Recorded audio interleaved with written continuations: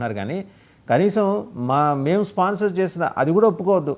భారతదేశంలో ఒక దురదృష్టకర సంఘటన జరిగింది. వాళ్ళకి మా సానుభూతి తెలియజేస్తున్నారు. ఒక్కళ్ళ నుంచి రాలేదండి. వాళ్ళ ప్రైమ్ మినిస్టర్ దగ్గర నుంచి అండ్ వాళ్ళ ఆర్మీ చీఫ్ దగ్గర నుంచి ఇంక ఇతరత్ర వాళ్ళ మీరు ప్రోటోకాల్లో ఎవరెవరు ఉంటారో వాళ్ళ మినిస్టర్స్ క్యాబినెట్ మొత్తం స్టాండప్ కమెడియన్స్ అంతా వాళ్ళ పార్లమెంట్లో నుంచొని ఒక్కోడు ఒక రకంగా మాట్లాడాడు. ఒక ఆవిడ మాట్లాడుతుంది, నేను మా సైన్యం ఆల్రెడీ బయలుదేరింది, కాలినడకన అయోధ్య వెళ్తున్నారు, ఇటుకలు మోసుకుని అక్కడ వెళ్ళి మసీదు కడతారు, ఫస్ట్ అజా మా ఆర్మీ చీఫ్ ఇస్తాడని. ఇంకొక ఆయన మాట్లాడు, మాకు 120 న్యూక్లియర్ హెడ్స్ ఉన్నాయి, స్ట్రాటజిక్ లొకేషన్లో పెట్టుకుంటాడు ఎవడైనా, ఎంత తలకు మాసినవాడైనా. అదే వేరే చెప్పక్కర్లా, మేము పీల్చామంటే ఇండియా ఇస్ నథింగ్ అంటాడు. ఇంకొక ఆయన అంటాడు, 30 ఏళ్ళ నుంచి మేము ఈ దరిద్రంలో ఉన్నాము, మాకు ఇమురికి అంటిందని ఆయన అంటాడు. ప్రైమ్ మినిస్టర్ స్వయంగా ఏమంటాడు, ఇవన్నీ చెప్పేసి మన దగ్గర పైసలు లేవు, అందువల్ల మనం యుద్ధం సమంగా చేయలేకపోయాం. అండ్ దుష్మన్ మనల్ని అనేది వాళ్ళు they term Bharat as Dushman, మనం వాళ్ళతో పోరాడే శక్తి మన దగ్గర లేదని అంటాడు.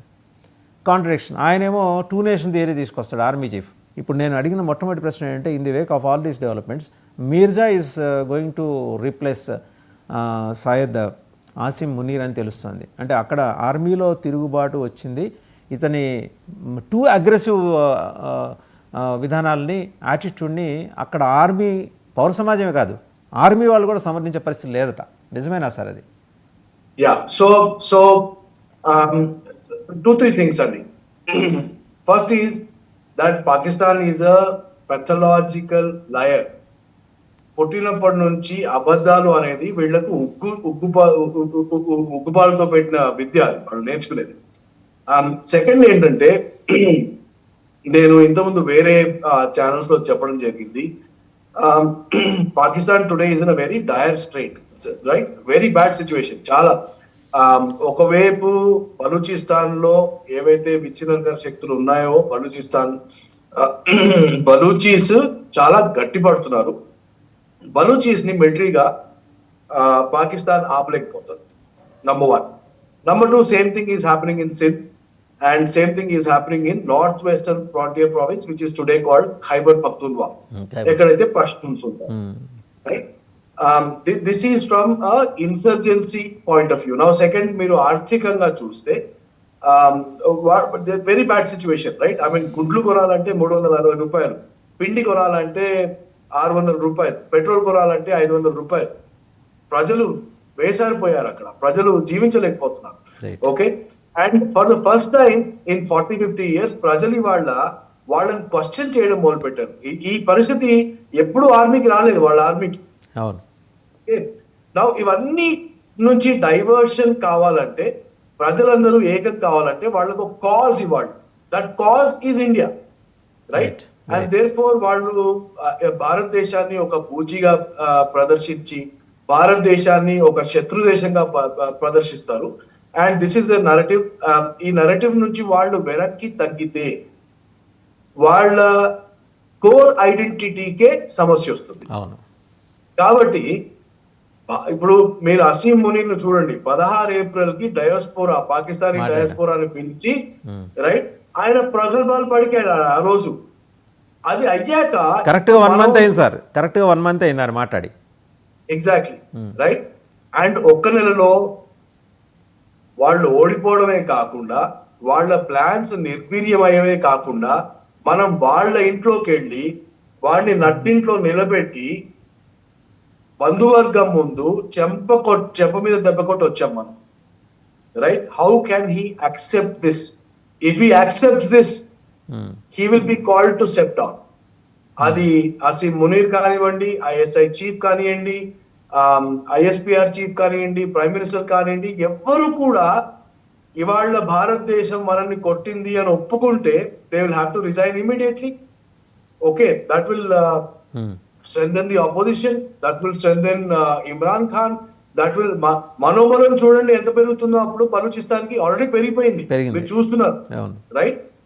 So that is why public గా, ప్రైవేట్ గా ఎక్కడైతే మనం వాళ్ళని కొట్టామో, ఎక్కడైతే వాళ్లకు వాచిందో, అది చెప్పుకోలేని పరిస్థితి ఇవాళ పాకిస్తాన్ పరిస్థితి. కన్నంలో దూరాక దొంగను తేలుకుంటున్నట్టు, కొట్టింది అని అరవలేడు, రైట్? కన్నంలోంచి బయటికి పడలేడు. సో తన మగతనం చూపెట్టడానికి they have to put up this brave face, they don't have a choice. And ఇప్పుడు ఇంకోటి, వీళ్ళు మళ్ళీ దురాఘాతానికి అలవాటు పడతారా అంటే, see Pakistan is facing a real issue and I tell you what the issue is. వాళ్ళు జిహాద్ అనే ఒక సర్పాన్ని ఇంట్లో పెంచి పోషించారు. దాన్ని వాళ్ళు ఆఫ్ఘనిస్తాన్ లో యూజ్ చేశారు. దాని తర్వాత you know in other parts Hamas కి కూడా హెల్ప్ చేశారు, సిరియాలో కూడా హెల్ప్ చేశారు. ఐసిస్ అని మొత్తం ఆల్ నాన్ సెన్సికల్ ఆర్గనైజేషన్స్ అందరికీ వీళ్ళ సపోర్ట్ ఉంది సార్. ఎగ్జాక్ట్లీ. నౌ మీరు చరిత్రను తిరిగి చూస్తే, ఎప్పుడెప్పుడైతే ఒక దేశం ఇలాంటి సర్పాన్ని, వైలెంట్ సర్పాన్ని ఎక్కడైతే పెంచి పోషించిందో, టేక్ శ్రీలంక. శ్రీలంకలో India got involved in LTTE. We lost one prime minister because of that. You look at Punjab. Khalistan force ni tayar chesindi kuda at one level. We were involved in that. We lost another prime minister to that. ఎక్కడైతే మనం సాయుధమైన ఇలాంటి forces ని తయారు చేస్తామో, at the end of the day అది వచ్చి మనల్ని మళ్ళీ కలుస్తుందండి. సో పాకిస్తాన్ ప్రాబ్లం ఇవాళ ఏంటంటే, ఈ జిహాదీ ఫోర్స్ ఎవరైతే తయారు చేస్తారో, ఈ రిలీజియస్ మాఫియా ఏదైతే ఉందో, ఈ ఉన్మాదులు ఎవరైతే ఉన్నారో, ఇప్పుడు ఆఫ్ఘనిస్తాన్ లేదు కాబట్టి వాళ్ళు పాకిస్తాన్ లోనే తమ బలాన్ని పెంచుకుంటున్నారు. మీరు ఒక స్టేట్మెంట్ చూసుంటారు, that Pakistan is also victim of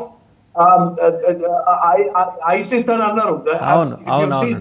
ISIS తోటి మొత్తానికి ఐసిస్ తోటి ఈ జైషే మొహమ్మద్, లష్కర్ ఎ తోయిబా, దే హ్యావ్ డిఫరెన్సెస్ అండి. But again exact. So this is true, right? So వాళ్ళు ఏ జిహాదీ వ్యవస్థనైతే పాకిస్తాన్ లో పెంచారో దాన్ని వాళ్ళు కంట్రోల్ చేయలేకపోతున్నారు. ఓకే, దాంతో ఏమవుతుంది, పాకిస్తాన్ మొత్తం కొలాప్స్ అయిపోతుంది. సో దేర్ఫోర్ అగైన్ ఇవన్నీ చేయాలంటే వాళ్ళకి ఒక కాజ్ ఇవ్వాలి. That cause is Bharat. So therefore they keep making statements. We should not take this statements too seriously అండి. Pakistan is a non entity today. భారతదేశానికి పాకిస్తాన్ తో పోలిక లేదు.